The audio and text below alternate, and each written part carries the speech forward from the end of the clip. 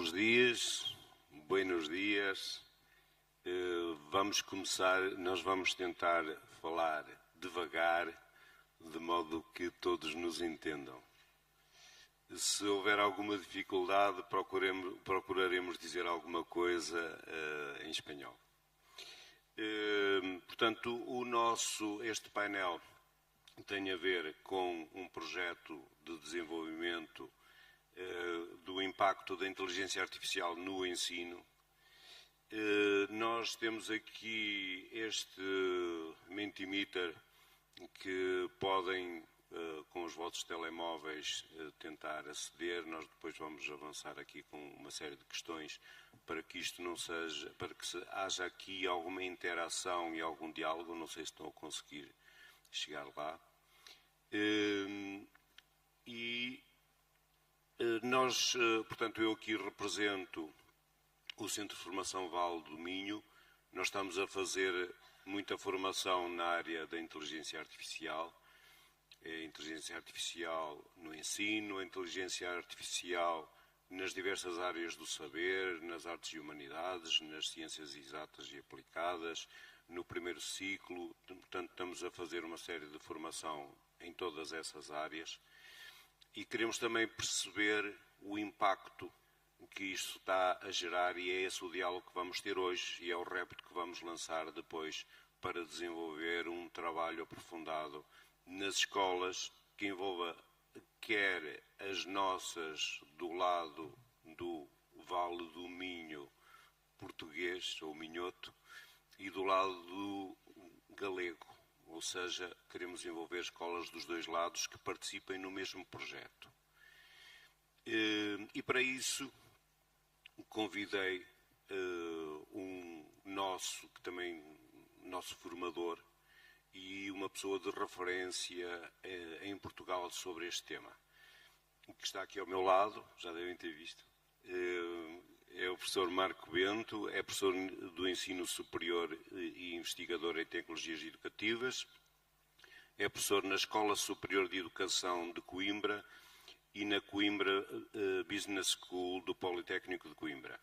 É investigador integrado nas áreas das tecnologias educativas e da formação de professores, colabora com vários centros de investigação nacionais e internacionais, nomeadamente o ESEC e INED, da Escola Superior de Educação do Politécnico do Porto, e grupos de investigação no Brasil, onde lidera o Núcleo de Investigação em Tecnologia Educacional Luso-Brasileira.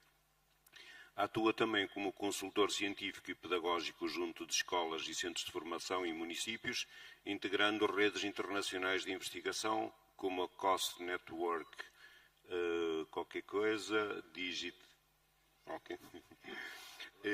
International Collaborative Action Research Network. Coordena há mais de uma década o projeto SuperTabi no município da Maia, portanto, para quem não conhece, é ali na zona do Porto, dedicado à transformação das práticas pedagógicas através de modelos centrados no aluno e mediadas por tecnologias digitais, bem como os encontros de inovação pedagógica SuperTabi. E perante este perfil, eu lanço-lhe já uma dificuldade, um repto grande, que é perguntar-lhe: nós, durante todos estes anos, fizemos muita formação em tecnologias, fomos evoluindo, aprendemos uma série de coisas, e quando pensámos que já estávamos mais ou menos descansados, aparece-nos a inteligência artificial. E a minha pergunta é, professor Marco Bento, e agora? Aparece a inteligência artificial, entra-nos pela vida adentro, entra-nos nas escolas, e agora, o que é que fazemos? Bom, muito obrigado, e agradecer o convite e dar os parabéns pela iniciativa que estão aqui a fazer. Só por curiosidade, sabem quando é que apareceu a inteligência artificial? Digam assim, um ano. 2000 e quê? Anos 80, mais. Só para ter uma ideia. Não percebi. 1960, mais coisas. para a maioria de vocês apareceu em 2022, 2023, não é? Uma coisa chamada ChatGPT. Na verdade, a inteligência artificial vem dos anos 50, dos estudos do Turing. E depois, em 56, podemos dizer que é o ano de nascimento, ou pelo menos foi patenteado o termo da inteligência artificial. E para nós parece que acordámos há meia dúzia de anos. Portanto, e agora é engraçado, mas deve-nos fazer pensar o que é que andou a ser feito durante este tempo todo. E já agora só outra curiosidade. Quem é que hoje já utilizou inteligência artificial? Levanta o braço. Hoje. Estou a dizer hoje. Quem é que hoje já usou? Ou seja, reparem, estão aqui 8 ou 9 pessoas conscientes de que usaram. Todos os outros usaram, mas não sabem que usaram. O que é curioso. E querem ver porquê? Porque quem é que tem telemóvel, smartphone? Aí. Ok. Como é que o desbloqueiam? Com impressão digital ou reconhecimento facial? Onde é que estão esses dados? Exato. Portanto, como é que vieram para aqui? De carro, imagino eu. Grande parte de vocês. Ou autocarro. Ou seja, estão a usar a inteligência artificial em múltiplos momentos. Portanto, ela está entre nós há muito tempo. Uma das questões que o Dr. Jorge me perguntou, e agora, eu não sei. Se alguém souber, não é? Eu não sei, eu não consigo fazer uma previsão de futuro, não é? E acho muita piada às previsões que se fazem do futuro. Um dia vai substituir não sei quem, depois vai acontecer não sei o quê. Assim, eu não faço ideia se estou vivo sequer amanhã, não é? Conto com isso, mas... Portanto, a questão é que a velocidade é alucinante. Vejam quando apareceu o ChatGPT e no momento em que estamos agora. E aquilo que já é possível ser feito com a inteligência artificial. Portanto, o e agora, a minha preocupação essencialmente, e aquilo que vos queria já agora deixar, é que o desafio que nós temos pela frente não é um desafio tecnológico. Nós, nas escolas, essencialmente na educação, temos um desafio que é pedagógico e continua a sê-lo. E sempre o foi. Pensem nas múltiplas tecnologias que passaram entre nós e reparem que o problema tem sido sempre o mesmo. É como é que eu ensino e como é que os alunos se envolvem no processo de aprendizagem. Esse é o problema e mantém-se. Só que agora de forma mais densa. Eu vou já, vocês já estão a ler aqui, as pessoas aqui que puseram mais foi curiosidade, desafio, medo, câmbio é mudança, desenvolvimento, portanto há aqui uma série de palavras-chave, nós depois podemos discutir um bocadinho isto. Eu vou entretanto passar aqui para o seguinte, mais um repto. Quais são as ferramentas de inteligência artificial que sabem usar. Podem ir escrevendo aqui, uma ou duas, o que quiserem. Entretanto, vamos aqui falar sobre outra questão, que é a inteligência artificial é, neste momento, quanto a mim, uma revolução. Só que pela primeira vez é uma revolução que traz duas dificuldades. A primeira grande dificuldade é que a evolução é mais rápida do que nós a conseguimos absorver. E a segunda é que pela primeira vez, e o Yuval Harari, que é uma referência neste momento no pensamento sobre este tema, refere isso nas suas publicações, e ele diz que esta é uma evolução diferente. E vai buscar aqui duas coisas. Por exemplo, aquela questão que outro dia falávamos, que é uma ferramenta, mas pela primeira vez, nós tivermos uma faca, podemos cortar queijo ou podemos atacar uma pessoa. Mas somos nós os responsáveis. Nós, neste momento, temos uma ferramenta que é capaz de pensar por nós e tomar decisões.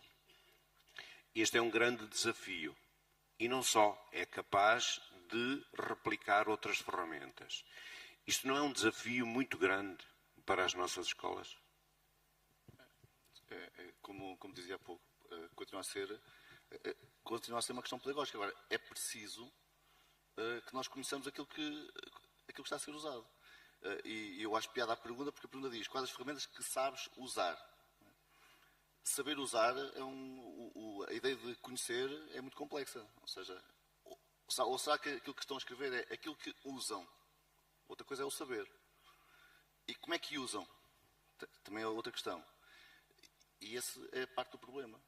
É que os nossos alunos estão a usar milhares de coisas e nós tentamos parar o vento com as mãos. Não sei se percebem a expressão em espanhol. Parar o vento com as mãos.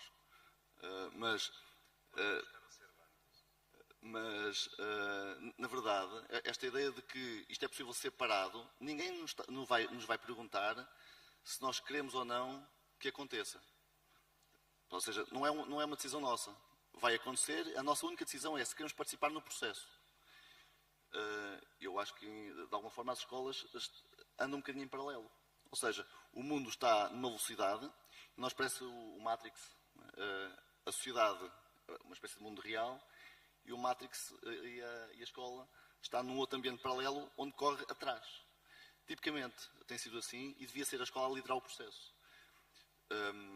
Nós não estamos preparados para a evolução que está a acontecer e por isso é que há muitos mitos com esta questão da inteligência artificial, mas o que nós temos é uma expansão enorme do nosso pensamento, assim como nós temos outras tecnologias que já nos substituíram e não os questionamos, e continuamos a não questionar. Posso dar-vos algum exemplo. A automação substituiu a nossa força física. Alguém quer voltar a isso? Não me parece.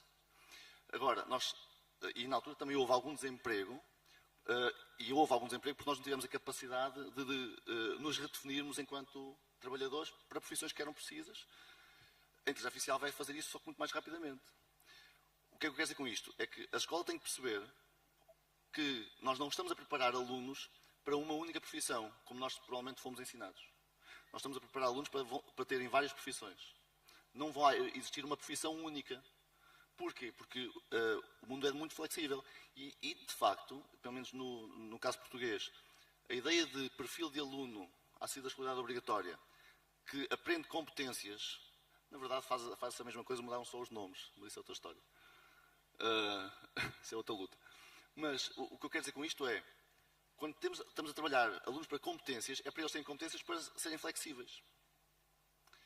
Não me parece que isso esteja a acontecer. E esse é o problema da escola, não é uma questão de ser a IA, porque se não fosse a IA era outra coisa qualquer, não é? Isso vai implicar com modelos de avaliação que estão obsoletos, a forma como se usam. Embora existam bons modelos, continuamos a usar frequentemente os mesmos, e depois traz aqui um conjunto, se calhar, de mitos que estão criados, também era preciso, se calhar, esclarecer. E temos aqui as principais respostas. Já estamos a ver que o ChatGPT domina, o Gemini, o Canva, o Copilot. Por acaso venho aqui num cantinho o Notebook LM, que devia ser mais, se calhar, explorado por nós, professores. E vamos avançar para o seguinte. O que é uma prompt? Eu deixava-vos responder um bocadinho o que é que acham que é uma prompt. Podem escolher o não sei, para quem não sabe. Podem responder só sei o que é, e sei usar uma prompt da forma adequada. Porque utilizar isto da inteligência artificial, nós às vezes, a inteligência artificial usa-nos no dia-a-dia e usa. Agora, será que nós sabemos tirar o melhor rendimento da inteligência artificial? É curioso porque vocês têm ali valores médios, mas na verdade os utilizadores, quem está a participar, está nos extremos. Não é? Ou seja, ou não sabem ou sabem. Não é? Por isso é que tem aquelas ondas mais elevadas. Isso é um problema, porque aliás, é o exemplo da escola. Nós trabalhamos sempre para o aluno médio e ele não existe. Há alunos que têm ritmos mais lentos e alunos que são muito mais autónomos. E nós damos sempre aquilo que é para o meio, é onde está ninguém. O que também é muito curioso. A mim parece-me que a escola prepara os alunos para serem bons a responder a perguntas. E a inteligência artificial está a forçar que nós preparemos os alunos para saberem fazer perguntas, em vez de saberem fazer boas respostas. A escola prepara para as respostas e a inteligência artificial precisa que nós saibamos fazer boas perguntas. Se repararem, ali aos 2, 3 anos de idade, chamada a idade dos porquês, os miúdos fazem muitas perguntas. Porquê, porquê, porquê? E onde reparar que, com o tempo, vamos afunilando e vamos dizer, porque sim, ou porque não, agora já está calado, já chega. E assim que entram na escola, assim, quem fala sou eu. Então o ensino superior é o pior exemplo que vocês têm. É uma meia-culpa que estou aqui a fazer também. E uma vergonha, já agora, da nossa classe. Mas nós temos que inverter o processo. Nós precisamos que eles façam mais perguntas em vez de darem mais respostas. Porque, se repararem, têm muito mais informação hoje disponível. Enfim, de alguma forma, se eu não for à escola, e vocês viram isso na pandemia, há alunos que conseguem aprender também. Eu não estou a dizer que concordo com isso. Percebam o que eu quero dizer. Alunos que, se não forem à escola, conseguem ser autónomos no processo de aprendizagem, porque têm maturidade para isso. Mas também perceberam, durante a pandemia, que alunos que estavam afastados da escola, sem um professor, não dão um passo em frente. É com esses que nós nos temos que preocupar.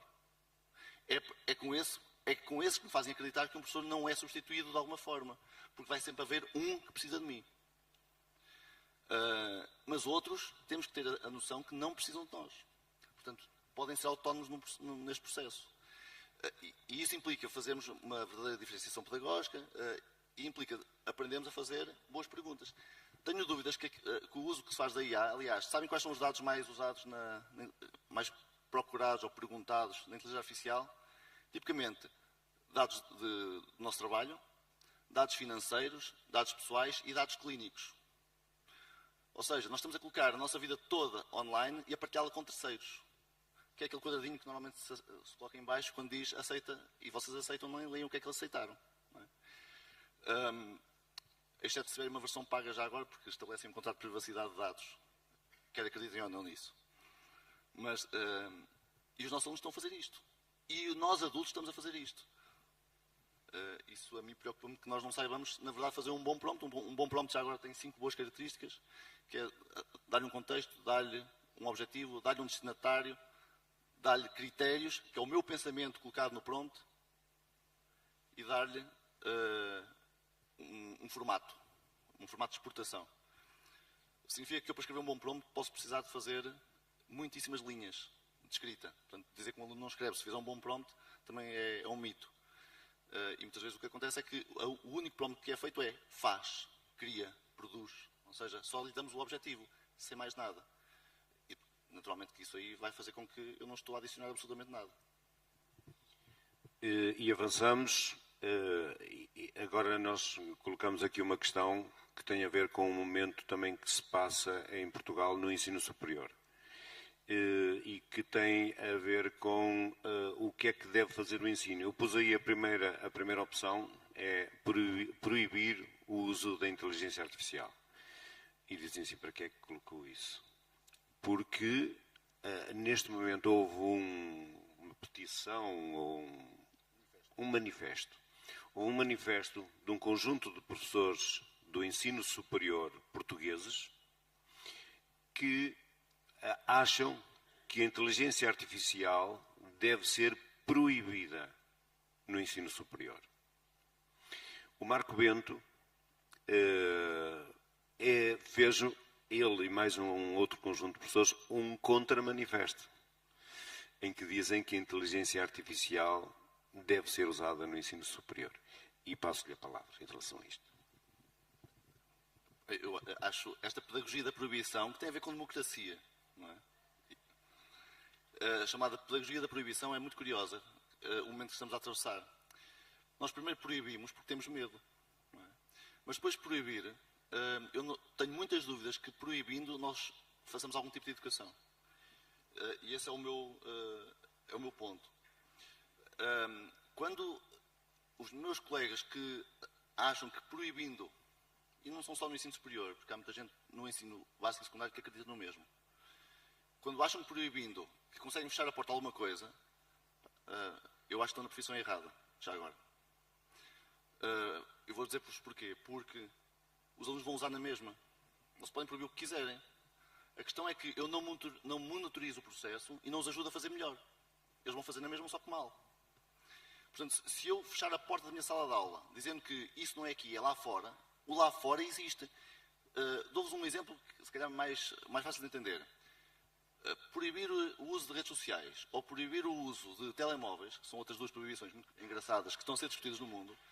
Sabem que a proibição das redes sociais em Portugal está legislada até aos 13 anos. E digam-me que se há alunos de 13, 12 ou 11 anos que não usem redes sociais. Usam e está decretada a proibição. Portanto, isto não funciona por decreto. Podem até discutir proibir até aos 20 ou até aos 30. Eu até proibia para além disso. Sabem que os adultos usam mais do que os miúdos, não sei se sabem disso. Portanto, temos sido um excelente exemplo. Já agora. O que é que eu quero dizer com isto? É que não é por decreto que nós fazemos alguma coisa. É por uma questão de educação e de verdadeira literacia digital. E quando nós entendermos que a literacia digital é algo que é transversal ao nosso currículo, está escrito, mas não está feito. E eu tenho que entender que isto é um processo de aprendizagem que começa desde cedo. Aliás, eu acredito que nós temos que trabalhar em inteligência artificial desde muito cedo, juntamente com filosofia para crianças. Ou seja, não é só a inteligência artificial, é também o ato ético de consciência e de pensamento. E isso é preciso ser feito. Nós não estamos a fazer isso. Porque usar a inteligência artificial implica eu ter um pensamento crítico sobre isso. E eu acredito que nós não temos, na nossa sociedade, não estou a falar dos miúdos, porque nós não temos um pensamento crítico, se calhar tão... enfim, não queria ser... Eu às vezes penso nas eleições e se calhar não temos um pensamento crítico tão desenvolvido quanto gostaríamos, e estou a pensar no mundo inteiro. Vejam o estado em que as coisas vão estando, e nós culpamos os miúdos. Os miúdos não têm. Os miúdos ainda se vão salvando, se pensarem bem, tendo em conta as asneiras que os adultos andam a fazer. Sobre isso, deixem-me só dizer uma coisa. Sabem quantos acidentes por mortes na estrada existem por ano nas estradas de todo o mundo, em média? Tem uma ideia? 100 milhões de pessoas. A minha sugestão era, aliás, Portugal, que sendo um país dos mais pequenos da Europa, teve na fase agora das festas de Natal um número elevadíssimo, dos mais elevados também na Europa. Aquilo que eu sugeria era que proibíssemos os carros de andarem na estrada. Para quê? Para ver se os condutores aprendem a conduzir, não é? Não é essa a lei agora? Portanto, eu proibiria os carros de andarem na estrada e quando estivéssemos verdadeiramente educados, então voltávamos a colocá-los. Não é isso que fazemos. Nós temos que insistir na sensibilização, também na monitorização e na fiscalização, naturalmente, e eu perceber que a estrada tem regras, não tem? Eu ando pela direita, pelo menos devo,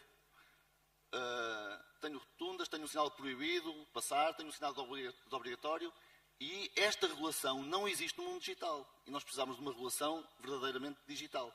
E como ela não existe, nós tememos-la e proibimos-la. É mais ou menos como eu uso uma analogia também com a natação, que é se vocês conseguem ensinar algum aluno a nadar fora d'água. Não sei se já experimentaram, mas é giro, é aprender a nadar dentro d'água. E assim corremos o risco que eles se afoguem, não é? Mas nós começamos o processo de natação, começamos desde muito cedo, quando eles são pequeninos, vão para a água pequeninos, com turmas mais pequenas, com vários monitores e com água até aos joelhos. E ainda assim o que eu estou é a limitar a possibilidade de me afogar. Mas há esse risco, só que é minimizado. E depois vamos evoluindo no processo. Isto não é feito no processo digital. E é isso que eu defendo, e é isso que eu e outros colegas defendemos nesse manifesto. Porque, na verdade, a desumanização da educação, que é isso que é dito no manifesto contra o uso da inteligência artificial, que a tecnologia desumaniza, o que desumaniza é não ter nenhum projeto pedagógico. Não é a tecnologia que desumaniza, é não termos um projeto pedagógico, uma intencionalidade pedagógica. Bom, então vamos para outro tema, se calhar delicado, que são os riscos éticos da inteligência artificial no ensino. E nós estamos aqui a ver já invasão da privacidade, uso responsável, plágio, roubo de dados, proteção de dados, uso de dados, depois limitação da criatividade. Pronto, com base um bocadinho nestas dicas que as pessoas foram colocando aqui, quais são os principais riscos éticos de privacidade que temos na inteligência artificial e como é que nos podemos um bocadinho socorrer, o que é que devemos fazer para os evitar? há ali alguns dos riscos ou das preocupações que vocês manifestaram. Alguns são mitos. Não é? Por exemplo, o plágio é um mito. Porque dá a sensação que só com a inteligência artificial é que apareceu o plágio. Se não existia plágio antes, é porque vocês nunca apanharam ninguém e eles safaram-se bem. Não é? Mas o plágio sempre existiu. Agora, existe noutro formato, mas eu estou-me a lembrar que o problema não está na inteligência artificial, está na forma como eu estou a avaliar. E como eu estou a avaliar os alunos com modelos de avaliação tradicionais, mas com ferramentas novas, é evidentemente que isso torna-se um problema. Já agora, o outro problema do plágio tem a ver com o número de horas que os alunos passam na escola. E a carga de trabalho que os alunos também têm, para casa. Ora, os alunos o que fazem é uma escolha pelo melhor professor ou por aquele que eles sentem mais afinidade. Então, aquele que tem o respeito deles, provavelmente vai ter um trabalho feito com outra decência. Aqueles que, está bem, pode ser, não é? Ele nem vai ver e não, faz uma cópia de plágio. Onde é que está o erro? O erro está na carga de trabalho que é dada e no imenso número de horas que os alunos passam na nossa escola. Que também são das maiores da Europa, já agora. Estou a falar da escola portuguesa, no caso. A forma de resolver isto, quando às vezes tenho colegas que me perguntam como é que resolves o problema? Eu assim, não lhes peço trabalhos. Para casa. Então como é que fazem? Fazem ao pé de mim. Porque é ao pé de mim que têm que ser feitos. Não é em casa. Eles têm que fazer os trabalhos comigo. E podem usar os modelos de linguagem que entenderem, porque estão a fazê-los comigo. E é esse o propósito. Aliás, eu sirvo para isso. É para os ajudar ali. Não é para lhes dar nenhuma palestra, como estou a fazer aqui quase, não é? Mas vocês também são um público que não está a interagir muito comigo. Ou seja, nós precisamos de fazer trabalho com eles. Porque eles não precisam que eu lhes vá dar conteúdo que eles têm acesso de outras formas. Eles precisam que eu lhes esclareça dúvidas e que os ajude a procurar fontes fidedignas, que é uma dificuldade enorme que eles têm. Esse é um problema. Portanto, a questão do plágio. Aliás, o plágio é engraçado porque o plágio é a inteligência artificial trouxe alguma democracia ao plágio. Porque alguns só podiam copiar e fazer trabalhos porque podiam pagar os centros de explicações. Portanto, agora pelo menos está acessível a todos. Até me parece uma questão muito democrática. Ou porque tinham pais escolarizados, não é? Que só eram apanhados quando os alunos diziam essa letra a minha mãe não sabe fazer. É um problema. A outra questão que estava no slide anterior, que havia aí uma questão que eu também queria referir. Dá para só para voltar, só para a questão da autoria. A questão da autoria, da proteção de dados e roubo de dados, ok. Essa é a questão que também me preocupa bastante. Quem é que recebe os nossos dados, para onde é que eles vão, quem é que os trata? Eu acho que isso deve nos preocupar. E se nos deve preocupar, se não sabemos, o melhor é não os colocar lá. Portanto, usar a inteligência artificial com o cuidado de não colocar dados sensíveis nessa mesma IA. E eu vejo em escolas a utilização de e-mails que não são institucionais, contas completamente abertas, colocam dados dos alunos, relatórios médicos, etc., na IA, fazem as avaliações completamente na IA.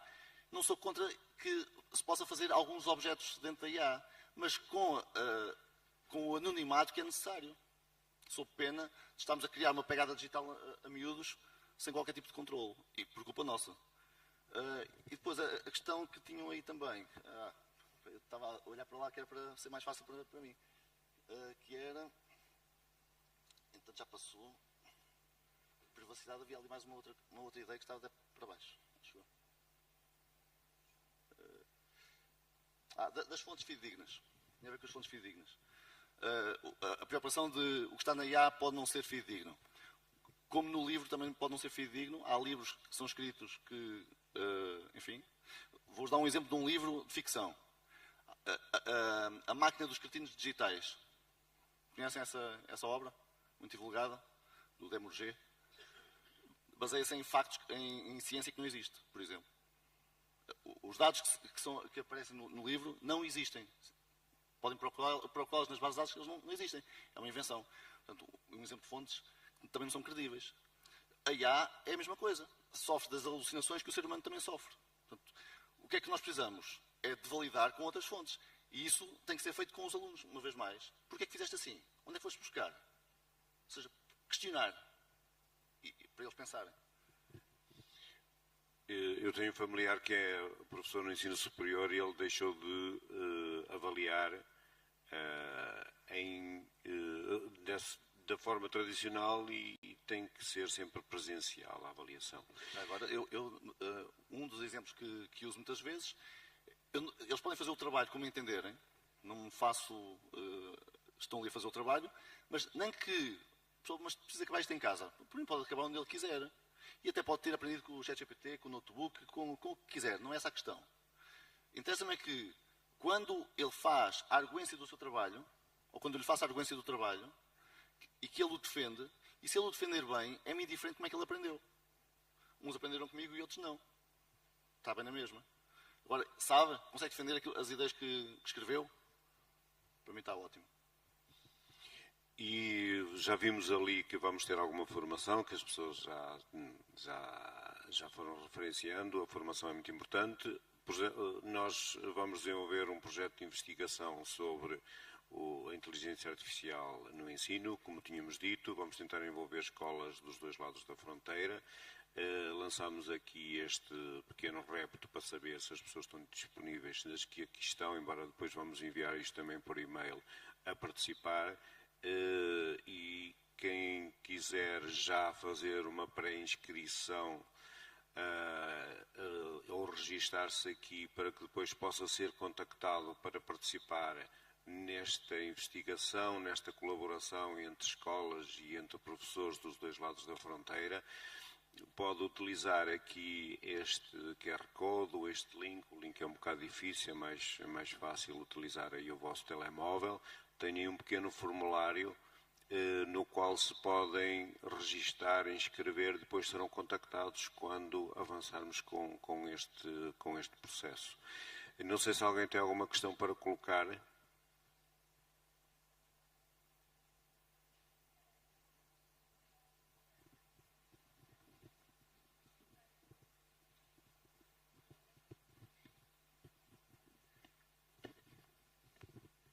Eu tentei provocar-vos ao máximo, ainda assim, a ver se arranjava amigos. Olá, bom dia. Não, o Marco Bento falou em escola. O que é que encerra a escola? A escola não acompanha, a escola não faz. Quem é a escola? Quem é esta personagem que, no fundo, está a servir de obstáculo e de muro? Quando falamos em escola, falamos em quem, especificamente? Falamos desde o Ministério da Educação às famílias. Aos alunos, aos professores. Claro. Mas nós todos temos uma cota parte de responsabilidade, não é? Exato, mas normalmente, quando falamos em escola, a escola é muito generalista esse tema, não é? A escola encerra em si, não é? O termo escola, muita coisa. Desde a formação de professores, desde alunos, lá está, a montante, o Ministério. Por onde é que devemos começar, então, para desmontar e dissecar esse fantasma que, no fundo, está a bloquear todo o processo? Uma das coisas que eu defendo é que nós devíamos ter, e não é só em Portugal, nós devíamos ter um consenso nacional para a educação. Ou seja, um consenso nacional significa que isto não é uma questão de direita ou esquerda, é uma questão de um consenso de previsão a 10 anos. E, durante 10 anos, esteja lá o governo A, B ou C, o projeto é aquele, não é entre um muda o outro, não é? E vocês agora vão ter que mudar cabeçalhos porque vão deixar de ter aprendizagens essenciais para meter outra coisa qualquer. Na prática, os professores fazem o trabalho que têm que fazer e fazem-no bem, não é? Ou pelo menos tentam-no fazer de acordo com. Mas é um processo que é muito lento, ou seja, o consenso nacional é importante. O segundo aspecto é que nós precisamos de lideranças e não tenho a certeza que as escolas tenham essas lideranças no seu todo, lideranças que projetem a escola para o futuro. A escola tem que viver, que é uma escola em Valença, não é? Não é a mesma escola do Porto. E ainda assim nós temos o mesmo modelo. Aliás, até gostamos de copiar os mesmos projetos para fazer a mesma coisa, replicar as mesmas coisas em sítios diferentes. Não funciona. Depois tem a ver muito com formação de professores, formação das famílias, porque grande parte das vezes os professores não conseguem evoluir pedagogicamente porque têm desde logo o entrave da família, que não consegue compreender porque é que o professor agora faz uma avaliação diferente, ou porque é que deixou de fazer um teste, ou porque é que tem modelos pedagógicos de colaboração, ou outro tipo de coisa, ou projetos de investigação. Os currículos, que são muito mais flexíveis, e nós continuamos a querer colocá-los, eles não existem. Nós temos, na verdade, aprendizagens essenciais para final de ciclo, ainda assim teimamos em fazer aquilo passo a passo, porque não temos, porque já agora o sistema não tem tempo para pensar, e vocês sabem disso, se forem professores sabem que não têm tempo, porque têm um currículo enorme, ou, desculpem, têm um tempo letivo enorme. Repare que estávamos aqui durante vários dias, não é? Porque os problemas são imensos. Agora, o que eu defendo é, tem que haver um pensamento estratégico, e nós não temos nenhum pensamento estratégico para a educação. Não é? E esse é um problema. Repare que nós começámos com um processo de flexibilização curricular, já não é. Começámos com um processo de avaliação, já não é. Quer dizer, isto assim não dá. E, entanto, vão sendo introduzidos assim, sabe, a passos. E os professores, quer dizer, vão lidando com isto tudo, os professores, as famílias, sem perceber muito bem o que é que se está a passar. Mas agora fizeram uma formação de transição digital, mas essa já não vale porque agora não tem computadores. Brilhante, não é? Agora vem a IA, faço a IA com o quê? Mas tem que se proibir. Eu não consigo perceber isto. Nós não temos nenhuma estratégia. Não é? E assim, quando eu falo em escola, o problema é muito denso para estar aqui a especificá-lo, mas eu acho que quem vive a escola percebe a complexidade que está. Posso chegar ao ponto de, até o processo de avaliação de professores tem implicação nisto. Porque, falando de formação, quantos professores fazem formação porque realmente percebem que é preciso aprender ao longo da vida, ou fazem formação porque têm que, na verdade, dar resposta a um critério de avaliação e de progressão de carreira? E vejam o problema que é, nós, na verdade, eu às vezes dou este exemplo, quem já me ouviu sabe disso. Se a formação for em patinagem artística, se calhar também serve, se for para a componente específica, não é? Quer dizer, isto não funciona assim. Enfim, estava aqui a manhã toda. Exatamente, mas foi mesmo provocatória, não sei se sabe. A questão aqui é que nós, por exemplo, costumamos dizer, começamos sempre a casa pelo telhado, e então na educação é uma frase-chave, não é? Nem temos casa. E nós nem casa temos. Agora, eu provoquei-o porque, de facto, nós falamos nesse sentido à escola. A culpa é da escola, mas a escola, nós temos de ter aqui um alicerce qualquer. Nós temos de começar por algum lado, não é? Mas, então começamos onde? Deixa-me só interromper só para dizer o seguinte. O alicerce da escola são os professores. Porquê? Porque sem os professores pode andar a confusão toda na escola. São os únicos que, dentro da sala de aula, fazem acontecer. Portanto, aquilo que me deixa sempre seguro é que, isto não é nenhuma apologia política, o que me deixa seguro é pensar que tenho, houve alguém que percebeu, é pensar assim, pode acontecer a tragédia toda que está a acontecer no mundo. A sala de aula é a minha sala de aula e os professores sabem o que é que vão fazer. Portanto, por isso é que muitas vezes mudam as leis e o processo continua, não é? Porque os professores não são envolvidos na mudança. Vem de cima para baixo. Mas em alguns casos ainda bem, porque ainda bem que aquilo continua. Noutros casos, enfim, uma IA ajudava bastante. Acho que já nos esticamos um bocadinho, portanto vamos terminar. Eu quero agradecer muito aqui. Como? Quero agradecer muito aqui ao professor Marco Bento e peço para ele uma salva de palmas. Posso só fazer uma coisa rápida? Eu gostava só de fazer uma interação rápida convosco. Conseguem pensar nos melhores professores que tiveram ao longo da vossa vida? Pensem neles. Estão a pensar? Levante o braço quem pensou em mais do que 10. 5, vá. Os melhores professores da vossa vida. Se conseguem pensar em mais do que 10. Têm 10 na vossa cabeça? Não, ok. Tem 5. Uma pessoa. Tem 1. A maioria. O que significa que, dentro desta sala, se formos todos professores, provavelmente pouquíssimos irão ser lembrados pelos nossos alunos. E isso é que me preocupa. E foi falado aqui amanhã a questão emocional. Nós estamos a pensar em inteligência artificial, esquecendo que a escola trata-se de emoções e de relação. Era bom que nós investíssemos muito nisso, está bem? Obrigado.